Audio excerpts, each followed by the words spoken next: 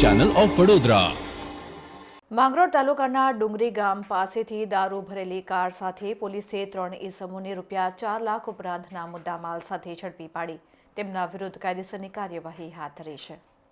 Police મહાનિરીક્ષક Premvirsinh, Surat જિલ્લા police વડા હિતેશ જોઈસર અને વિભાગીય નાયબ પોલીસ અધિક્ષક BK વનાડ દ્વારા દારૂની બધી નેસ્ત નાબૂદ કરવા માટેની સૂચના પોલીસને આપવામાં આવી હતી, જેના આધારે માંગરોળ પોલીસ સ્ટેશનના PI MS સોલંકી દ્વારા અલગ અલગ ટીમો બનાવી કામગીરી શરૂ કરવામાં આવી હતી।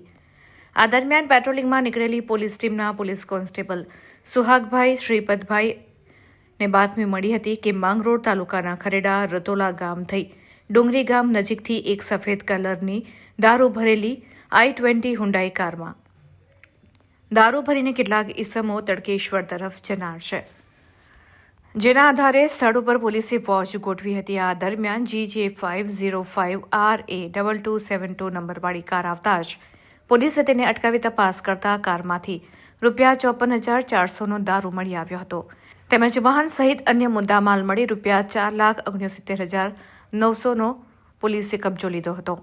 આરોપીઓ બિપિન ઉર્ફે કાલુ ધીરુ વસાવા રહેઠાણ ભમાડિયા ગામ તાલુકો વાલિયા જિલ્લો ભરૂચ, નિલેશ ભૂપેન્દ્ર ગામિત રહેઠાણ ભમાડિયા ગામ હોલા કોતરફળિયું તાલુકો વાલિયા જિલ્લો ભરૂચ, પ્રકાશ ઉર્ફે પગો ગણેશ વસાવા રહેઠાણ મોટી ફળી ગામ તાલુકો માંગરોળ જિલ્લો સુરત આ તમામને ઝડપી પાડવામાં આવ્યા હતા।